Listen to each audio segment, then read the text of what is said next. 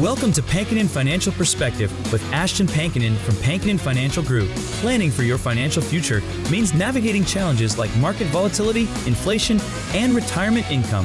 Pankinen Financial Perspective is here to help by addressing common financial concerns, sharing valuable strategies, and exploring ways you can work toward your financial goals.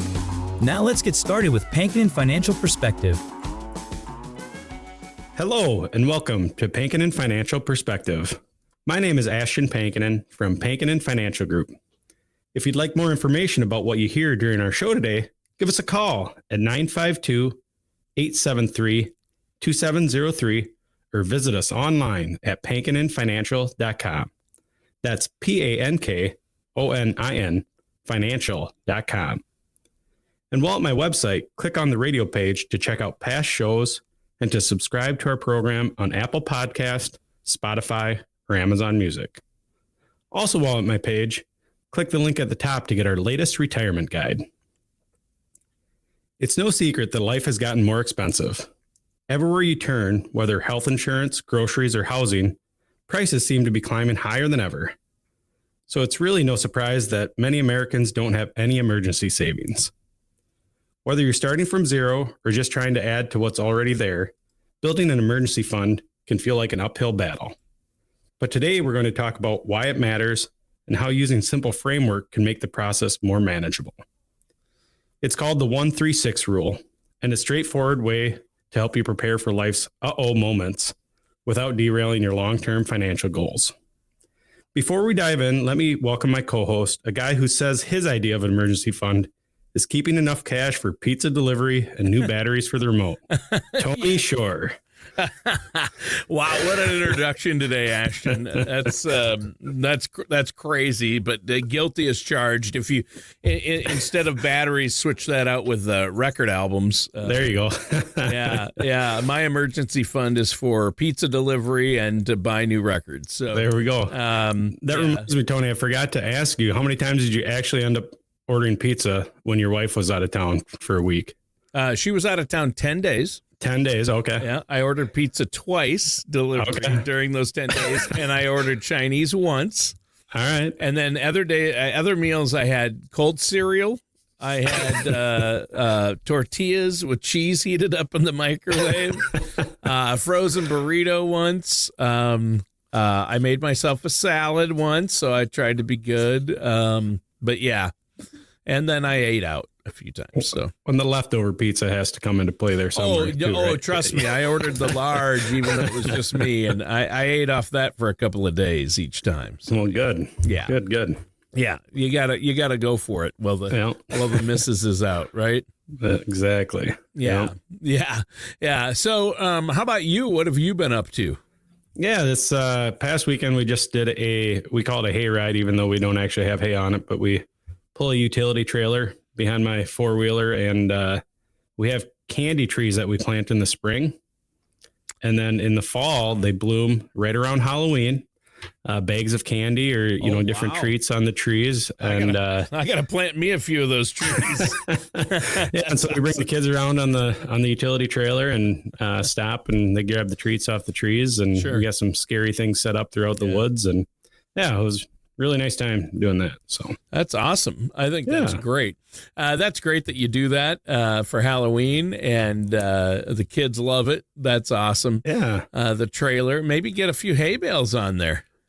We might have to. I'm just worried about the kids falling off the hay bales, and so we set them down on the floor of the utility trailer. Yeah, that's true. Yeah, that's a good point. You don't want anybody falling off. I know that we always had hay rides. We had hay racks, so you'd build a rim with the hay. Oh, okay. And then make that 2 high and then 1 high inside because there's a big rack. So you're actually creating seats with the hay with the back. So, but those can fall off too. And we might have lost a kid or two along the way a couple of years. But we was a nice guy, but we stop and pick them up. That's fine. No, that's great. I love Halloween. Love seeing all the trick-or-treaters. That was fun. Last week. And now I guess next on the list will be Thanksgiving, then Christmas. We're headed into that holiday season. This is probably a busy time for you, isn't it? For it is. Planning and tax planning, Medicare planning. Yeah, Medicare, we're right in the swing of things here. We're officially in open enrollment here. And so we've got a lot of clients coming in for that. So, yeah, no problem. Well, hey, this show, I know that it's really important because unexpected expenses can sneak up on us, whether it's a flat tire, medical bill, home repairs. These moments can hit hard if we're not ready for them, right? Yeah, it is. And so it's important to plan for those emergencies. Yeah. Yep. So where do you want to begin? Yeah, let's, as we conduct a little more Emergency Fund 101 today, we'll first reference a Kiplinger article with headline, Saving for Your Emergency Fund as Easy as 136. Wait, 136. Okay. I thought it was waiting for 1, 2, 3. Yeah, you got me there. Yep. So let's start with the most basic question I think people have. Why build an emergency fund? What are the reasons we really need this? I know you constantly, I don't want to use the word harp because that's a negative term, but you really emphasize the need for this with your clients and with our listeners out there. Yeah, that's a great question, and it's one that I hear a lot. The short answer is the emergency fund is essential for protecting yourself from life's unexpected expenses. It's money you can access easily and use for urgent, unplanned costs like out-of-pocket medical bill, a car repair, or even that temporary income replacement if you lose your job. It's really designed to keep you from relying on high-interest debt when life throws a curveball your way. Let's face it, emergencies don't wait until your finances or until it's convenient for your finances. When you have the cash ready, you're not forced to run up credit cards or dip into that long-term investments like your 401k. Well, that's reason enough not to run up the expensive credit card debt. I think that's huge because once you start pulling from retirement savings or putting those unexpected bills on plastic, you may be temporarily fixing the problem in front of you, but you're creating bigger new ones down the road, right? Yeah, and there's another important piece that people overlook. It's the emotional side. Bankrate data shared an article, and it found that nearly 6 in 10 Americans say they don't have enough emergency savings causes them financial stress. So having that safety net isn't just about the math, it's about that peace of mind as well. So when you know you've got money ready for the unexpected, you're in control, and that helps you stay on track towards bigger goals like financial independence, early retirement, or even taking time off for a career break. Well, and that makes total sense. I think a lot of people have experienced those life happens moments when the washer breaks or car repairs. And when you've got that emergency fund, you're solving the problem, not creating new ones, and you're not scrambling to find the money. It's a no-brainer, right? Yeah, and here's another reason it matters, Tony. If you've got good insurance, even if you've got good insurance, most insurance policies have deductibles, which are sometimes surprisingly high. In fact, the average deductible for employer-sponsored health plans in the U.S. was about $1,700 in 2023. That means that one unexpected medical event could push you into credit card debt if you don't have the cash on hand in that emergency fund. And so again, the emergency fund isn't just a nice to have idea. It's a cornerstone of a sound financial strategy. It protects your long-term goals and keeps your day-to-day life running smoothly when that unexpected happens. Okay. I think I've let this go long enough now, Ashton. You mentioned the 136 rule, or easy as 136. I'm curious about that. It sounds like maybe a playbook for building an emergency fund. So what's the idea behind that? It really is a playbook. And the best part, it's practical, it's realistic, and especially for those who might not have a lot of extra money to set aside each month. That 136 method breaks it into a process that's got manageable milestones instead of making it feel like you have to hit a huge savings goal all at once. So here's how it works, Tony. The ultimate target is to build up 6 months of expenses in your emergency fund. And that's a level where people can start to feel genuinely comfortable. And in fact, the article explains that they found that 63% of Americans say 6 months is the minimum they need to feel that financial security. But getting there just doesn't happen overnight. The beauty of it is the 136 approach is at every milestone along the way, whether that first month, then 3, then 6 is a real win. You're building that financial stability one step at a time without overwhelming yourself or your budget. Right. Yeah. You don't want to do that. That's for sure. And I think it's about, it sounds like it takes the pressure off. And let's be honest, a lot of people here save 6 months of expenses and they immediately think, yeah, right, not in this lifetime. But with that 1-3-6 method you're talking about, you've got built-in motivation and momentum because every step you hit is progress you can feel good about. I like that plan. Yeah, it's about sustainability, not perfection. You're training yourself to make saving money a habit, something that becomes as automatic as paying a bill or refilling a coffee pot. Over time, those small, consistent moves add up, and before you know it, you built a serious safety net. Right, and that's building that safety net is huge. Now, we should probably take a moment here to let our listeners know if they want help getting an emergency plan in place or knowing how that fits in with their overall investment plan or getting an overall retirement plan in place. How can they do that, Ashton? Yeah, listeners can visit my website, pankoninfinancial.com. That's PANKONIN financial.com. We've got our contact information there. Or you can call my office. That's the best way to get us, 952-873-2703. Again, that number is 952-873-2703. And we can discuss how and answer questions and address concerns about emergency funds, your financial strategy, or any other parts of your retirement. Again, it's our goal to help you prepare for the retirement you have worked so hard for. Right. And I think that's crucial. I encourage our listeners to give you a call. Again, there's no charge or obligation, just to ask some questions and at least get started down the right path. And you've been talking to us about emergency funds to highlight the role it can play within a broader financial strategy, the importance. And you did mention a Kiplinger article. I like it. Saving for your emergency fund as easy as 1-3-6. So let's dig into that first milestone, which is 1 month of living expenses. How does somebody figure out what that actually means for them?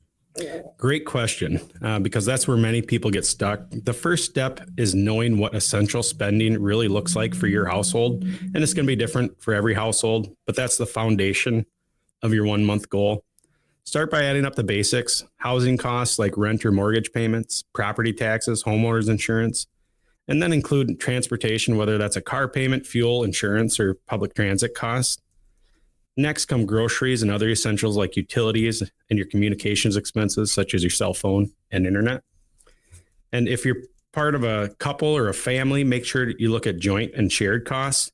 And don't forget about things like daycare or after school programs if you've got kids. The goal here isn't to calculate every single dollar you spend a month. It's to get a realistic number for what it takes to keep life running smoothly if all of a sudden your paycheck stops. Right. Yeah, and that's a bad situation, and that's happened to people, especially a lot of government employees right now. What happens if your paycheck does stop? Hopefully they have an emergency fund built up and are working with somebody like you who helps them with that or encourages that. So you're not talking about, fancy dinners or streaming subscriptions here. This is about covering the needs, not the wants, though, right? Yeah, think of the first month as your financial bare bones strategy, or amount you need to keep the lights on, fridge stocked, and the bills paid if that unexpected happens. And once you know that number, you have a clear target, and seeing the target can actually be pretty motivating. It gives you something concrete to aim for instead of just saving blindly. Right. And that also makes sense. And I think as saving blindly, never a good idea. Have a purpose and have a direction. A lot of us are more likely to follow through when we know what the finish line looks like. We have those goals set, even if it's just step one of the bigger 1-3-6 plan, right? Yeah, it's 1 month at a time, one small win at a time. Oh, yeah, definitely, for sure.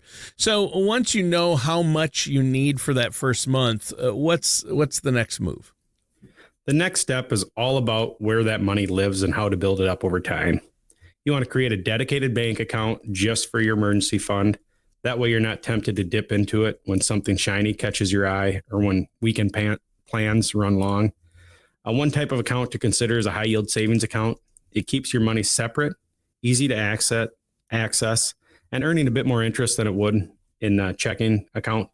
But it still gives you that fast access if that emergency actually happens. Yeah. Well, and so don't keep it stuffed under the mattress then is what you're saying. Yeah, that's right. It's though, at least it would stop you from those impulse shopping online, but that high yield savings account keeps your money working for you. And here's another great tip from the article. Set up automatic transfers from your main checking account into your emergency fund or from your paycheck into your emergency fund. Automation takes that decision making out of it, and you don't have to remember to save it. It happens automatically. Yeah. Yeah. That's right. And that's smart. It's kind of like paying yourself first, just quietly in the background. And remember, there's no deadline here. You can take as long as you need to build that first month's cushion. Let's say your essential expenses total about $2,400 a month. If you put away $200 each month or each paycheck, you'll have a full month's worth of emergency fund savings after a year. And that's still steady, realistic progress, and it works. In Oregon, if you do it per pay period, you can build it up a lot quicker as well. Yeah. Yeah. And that's good. That's smart. It's like paying yourself first, just quietly in the background. In other words, put money into your emergency fund first before you pay your other bills and do your other things, because once it goes into that checking account, that's like a general fund and it just disappears. And if you're waiting until, whatever I have left, I'll put in my savings or emergency fund, that never happens. That day never comes, right? Yeah. And the key is, Tony, that the most powerful step isn't the amount you save. It's the fact that you start. Okay. Yeah, well, that's true. That's really good. I think that's good. And I like that approach. Okay. So we've got the first month of savings started and a plan to grow it little by little. But what about people who already have some debt hanging over them? Should they be focused on paying that down first before saving more? That's a really common question, and the answer might surprise people. You don't want to wait until your debt is gone before you build that emergency fund. Because if you do that, one unexpected expense like a car repair, medical bill, or anything else could send you right back into debt again. And the key is to tackle those both at the same time. Keep building your emergency fund while also chipping away at that high interest debts like credit cards or personal loans. Right. It's like a balancing act. You're trying to keep future emergencies from becoming debt traps while still being responsible with what you already owe then, right? Yeah, even if you can't pay those debts off quickly, it's important to at least cover your minimum required payments every month. That keeps your credit history intact and prevents late fees or penalties from piling up. If the interest isn't bad enough, you add those late fees and penalties, it really starts to become unmanageable. And while we're talking about it, it's a quick legal reminder. Under the Fair Debt Collection Practices Act, no one can be imprisoned for failing to pay personal debt or credit or consumer debt. However, you can be sued for non-payment if court issues an order related to that lawsuit and you don't comply with that. That could lead to legal trouble. Yeah. Well, yeah, and you don't want that. I think it's an important distinction you're making there. And the takeaway is don't panic, but don't ignore it either altogether. Yeah. Keep your payments going and keep saving what you can. So do both, even if it's just a little at a time, right? Yeah. And again, the goal here is financial momentum. Paying down high interest debt and building up your safety net go together because both bring you closer to stability and reduces the stress in the long run. Right. Right. And that's why we're talking about the Emergency Fund 101 here. And it is essential to have a fund. So let's say somebody hits that first big win and they've got one full month of expenses saved. What's going to happen next, Ashton? Well, first off, Tony, that's worth celebrating. Reaching that 1 month of expense is a major achievement, and it proves the system works. The next phase of the 1-3-6 method is to build your way towards that 3 month of living expenses. And this is where your emergency fund really starts to give you some breathing room. 3 months of expenses can cover a temporary period of unemployment or help you absorb a big unexpected bill without turning your financial world upside down. Yeah. Well, and that sounds like a real safety net, but I imagine it takes time to get there, doesn't it? Absolutely. And that's okay. Don't get discouraged if it takes longer than the first one, if this stage of the 3-month takes longer. The key is to stay consistent, keep those automatic transfers going from each paycheck, even if the amount is small. You're building the financial muscle every time that transfer happens. And this is a great point to start fine-tuning your budget as well. Look for ways to reduce that discretionary spending, like eating lunch out or buying new clothes. Maybe you reduce that number of times you do that. You can also trim fixed expenses where possible, like lowering your grocery bill or reviewing subscriptions. Doing that not only helps you save faster, but it also reduces the total amount you need for your emergency fund. Yeah. Well, and that's smart. It also sounds like a great topic to sit down and discuss with your financial services professional, correct? Yeah, it is. Yep. And if, people want to do that, again, give our office a call at 952-873-2703. Again, 952-873-2703. Visit our website, pankoninfinancial.com. That's PANKONIN financial.com. Check out our past shows. Subscribe to our podcast on Apple Podcasts, Spotify, or Amazon Music.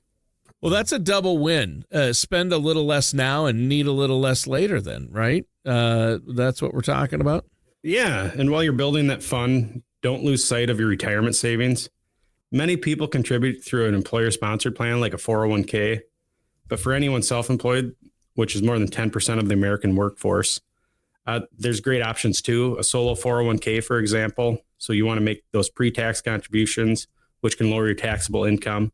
And that means you're not only setting more aside for retirement, but you may also free up a bit of extra money to keep growing your emergency fund. So again, it's important to keep doing both the retirement savings and saving for that emergency fund. Yeah, I think that's huge. And it's important. It's smart. It also sounds like a great topic once again to discuss with a financial services professional. Yeah, and it's all about balance. You want to protect your short-term needs while keeping your long-term goals moving forward. Yeah.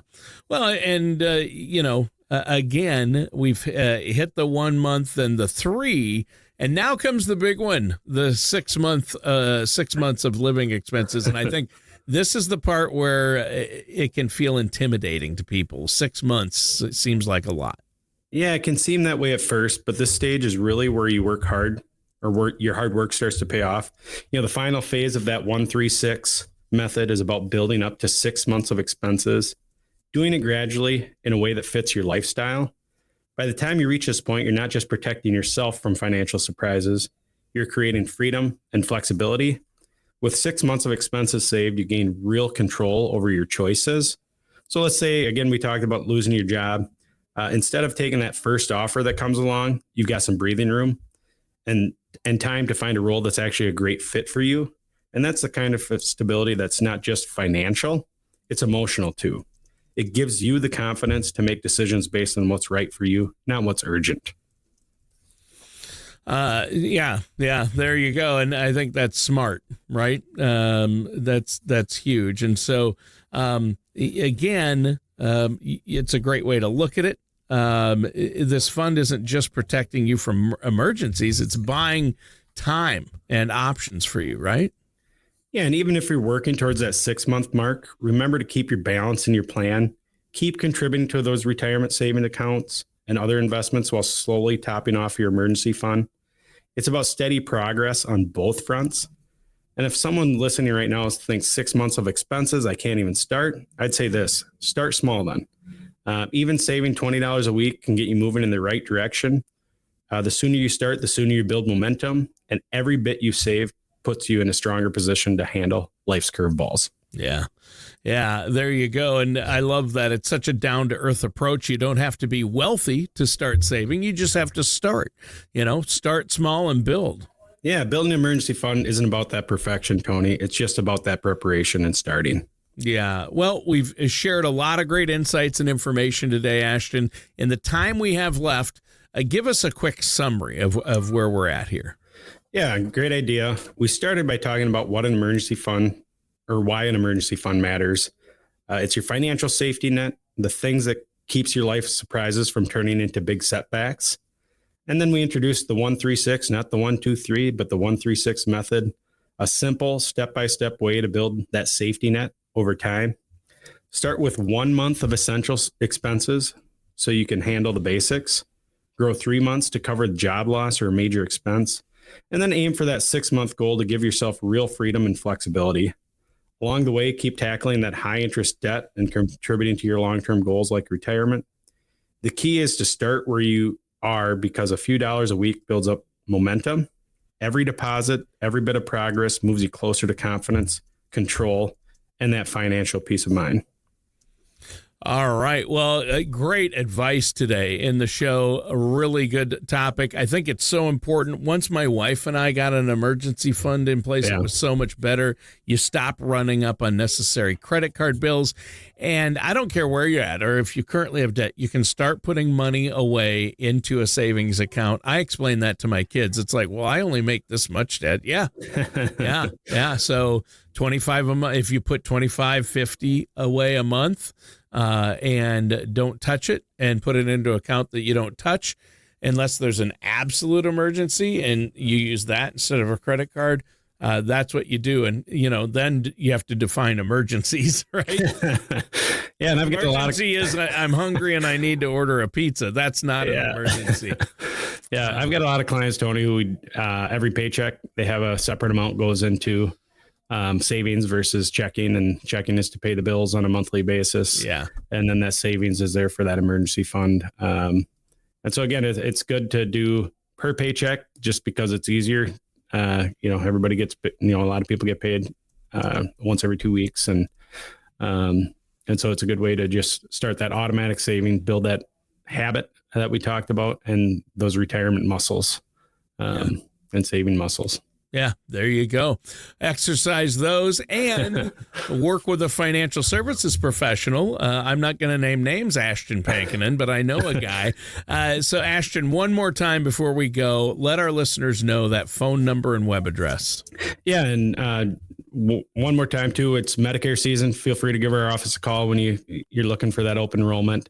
Good time of year to review your current health insurance plan for Medicare.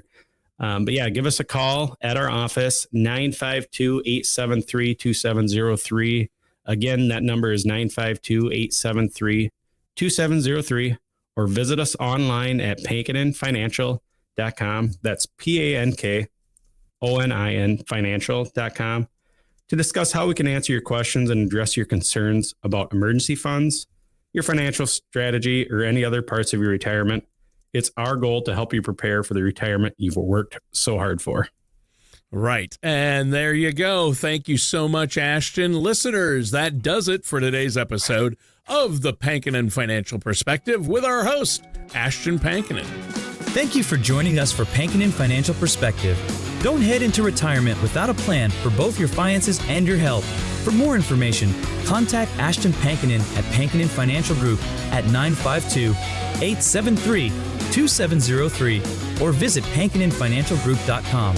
Join us again soon for another episode of Pankinen Financial Perspective. Advisory services are offered by Ashton Pankinen LLC DBA Pankinen Financial Group, an investment advisor in the state of Minnesota. All matters discussed during the show are for informational purposes only. Each individual situation may vary, and the opinions expressed here may not apply to everyone. Materials presented are believed to be from reliable sources, and no representations can be made as to its accuracy. All ideas and information should be discussed in detail with one of our qualified representatives prior to implementation. We are not affiliated with or endorsed by the Social Security Administration, the Federal Medicare Program, or any other government agency. Calling this number will direct you to a licensed sales agent.